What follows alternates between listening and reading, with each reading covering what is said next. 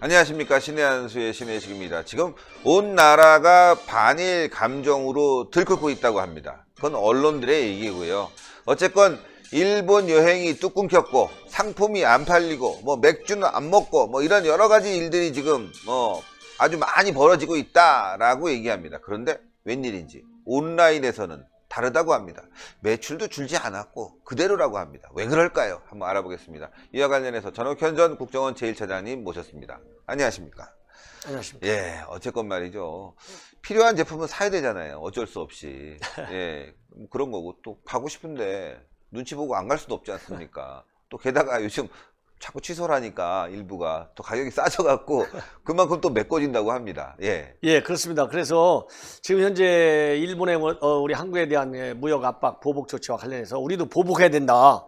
이렇게 당하고만 있으면 되느냐 해가지고 나온 것 중에 하나가 이 상품 불매 운동인 것 같아요. 예. 뭐 이 상품 불매 운동, 특히 일본산 상품 이 구매 불매 운동, 요거는 뭐 우리 국민들한테는 매우 익숙한 그런 예. 주제잖아요. 그렇죠. 그런데 요즘은 지금 상황이 달라졌어요. 옛날에 이 온라인 쇼핑몰이 없을 때야 우리가 뭐 시장 가서 안 사면 그걸로 끝나잖아요. 그렇죠. 그러니까 실제로 사지를 않는 거예요. 예. 근데 지금은 이 온라인으로 컴퓨터 하나만 열어놓고 있으면 아마존 가서도 사고 일본 가서 사고 예. 또 우리 국내에 있는 이커머스 같은 그런 온라인 몰에서 또 얼마든지 사고 예. 눈에 안 보여요. 예. 그렇잖아요. 보이죠. 택배 기사가 집 앞에까지 딱 배달해주고. 밖에 나가서 이럴 거야, 인마.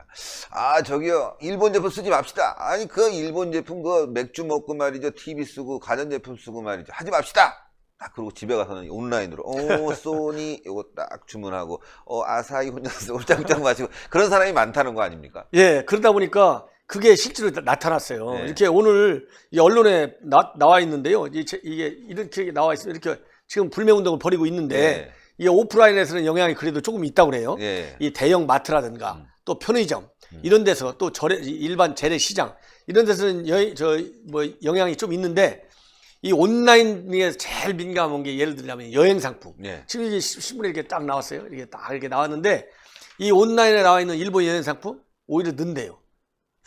싸니까 늘고 있고 그리고 일반 이 소비자들이 일반적으로 쓰는 이런 제품들 있잖아요. 예. 이게 오프라인에서 안 파는 제품 온라인에서 그걸 사가지고 예. 사실상 전체적으로 판매 양을 비교하면 오프라인에서 안 팔리는 것이 온라인에 가서 사가니까 국민들이 사실은 일본산의 제품들이 우리 국내에서 별 영향이 없이 그냥 이 매매가 되고 있는 거예요. 이 얘기는 이 불매운동 자체가 상황에 따라서 전략적으로 의미가 있을 때가 있겠죠. 그러나 지금은 시장 구조 자체가 첫째는 달라졌다는 거고 달라졌기 때문에 이 불매운동이 큰 의미가 없다는 거고 제가 여기서 이제 유추낼 수 있는 교훈 중에 하나는 그 다음에 일본의 수출 규제가 어느 쪽에서 먼저 시도를 했건 안 했든지 간에 이것은 외교적으로 이렇게 해야지 예. 똑같이 감정적으로 하면 똑같은 사람 되잖아요. 그렇죠. 우리는 성숙한 국민. 그러니까 흔히 뭐 나쁜 일 있으면은 일본 사람들은 말이지 섬근성이 있어서 그래. 이렇게 우리가 폄하하고 좀 깐보는 경향이 있지 않습니까? 이럴 때 불매운동 한다 그러면은 이거는 감정적인 차원이 되고밖에 안 되는 것이고 이 외교 전략적인 생각에는 훨씬 못 미치는 거잖아요. 예. 그렇기 때문에 전문가들도 이걸 감정적으로 보복 차원에서 같이 직권 게임 하자고 불매운동 벌이는 것은 맞지 않다. 그리고 큰 영향도 없을 것이다 했는데 그게 이제 사실로 확인되는 거예요. 그래서 이런 거는 이제 일부 국민들 중에서는 이런 불매운동을 좋아하는 사람도 물론 있을 수 있겠지만 큰 틀에서 보면 우리가 지금 처해 있는 것 중에서 가장 중요한 안보 위협 또 이 경제적인 부담이 뭡니까? 이 각 국가들이 보호무역 정책으로 나가잖아요. 제일 앞장선 게 누굽니까? 트럼프잖아요. 그렇죠. 트럼프가 중국 때리고 일본 때리고 다 때리고 있잖아요. 무역적으로. 우리 한국도 얻어맞고 있잖아요. 지금 우리 한국산 자동차 제품들 미국에 들어가는 거 관세 아직도 최종적으로 결론이 안 났어요. 그렇기 때문에 이 무역에 있어서의 보호무역주의 물론 말로는 자유무역주의를 외치고 있지만은 이면적으로는 다 보호무역을 하고 있어요. 대표적인 게 미국의 중국에 대한 대대적인 관세 보복이지 않습니까? 그런 것처럼 외형적으로는 일단 이렇게 이 자기네들의 경제적인 실익을 찾는 데 집중하고 있다. 그러기 때문에 우리도 이렇게 불매운동이 과연 우리의 경제적인 이익 또 우리는 수출을 가지고 먹고 사는 나라잖아요. 이런 가지고 불매운동 벌였을 때 과연 다른 나라들이 우리 한국산 제품에 불매운동을 벌였을 때 우리는 어떻게 했느냐 이런 것도 우리가 생각해 봐야 되잖아요. 그렇죠. 그래서 여러 가지 측면에서 이런 불매운동이 이 시기에 맞느냐 안 맞느냐 이럴 때 별로 맞지 않다. 이것을 단적으로 증명해주는 보도거리가 된 것 같아요. 아, 오히려 자영업자들이 힘들 것 같아요.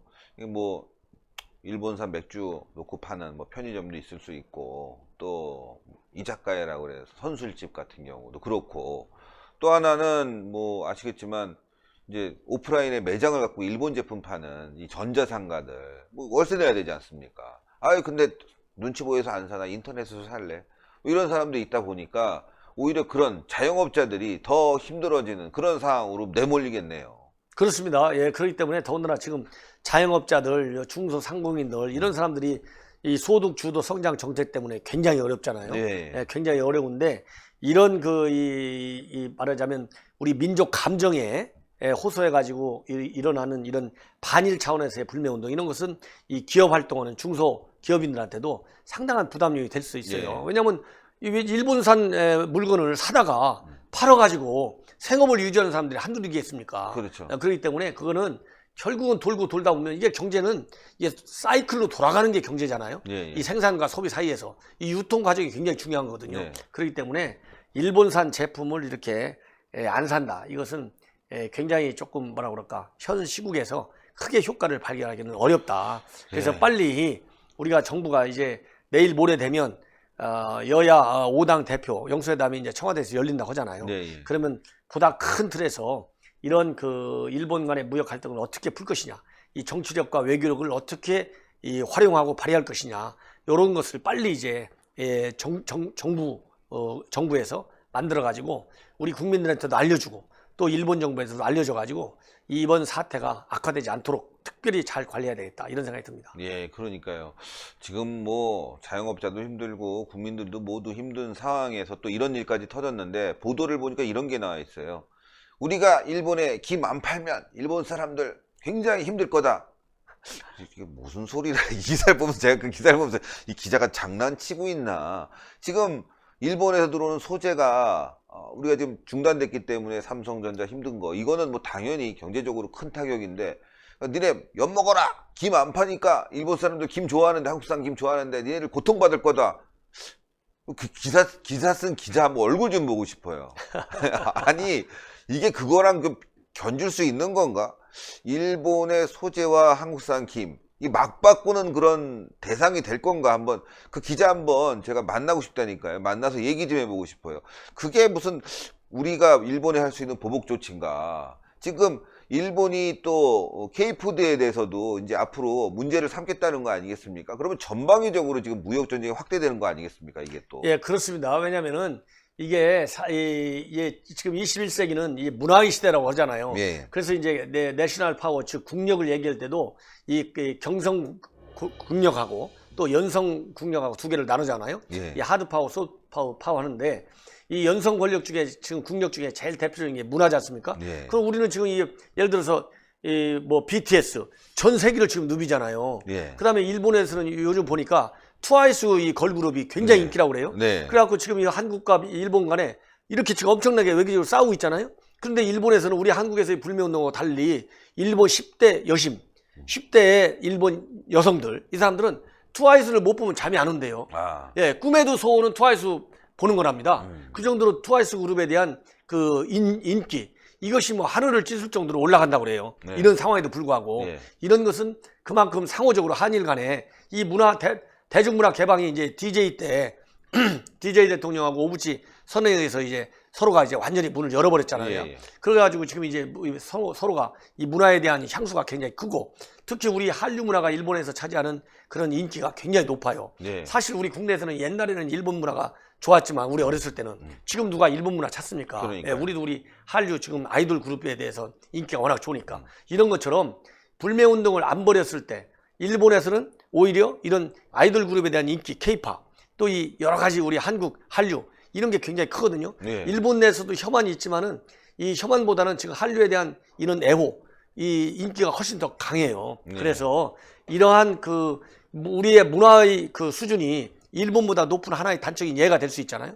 그럼 우리 한국의 소프트 파워가 이기는 거잖아요. 그러니까요. 그래서 이런 측면에서도 이 게임을 이런 거 가지고 보복하고 이런 것은 맞지가 않다. 네. 대한민국 국민은요, 옛날 국민이 아닙니다. 지금은 전 세계를 주름 담는 해외여행 동남아 가보십시오. 네. 관광객 누구 있습니까? 전부 한국말이에요. 전부. 그러니까요. 예. 예. 그 정도로 한국 국민의 위상이 올라갔기 때문에 그 올라간 대한민국 국가의 국제적인 위상 그리고 우리 대한민국 국민의 이 자긍심 여기에 맞게 대일 관계도 관리해 나가야 되겠다. 이런 생각이 듭니다. 예, 오늘도 좋은 말씀 대단히 감사합니다. 감사합니다.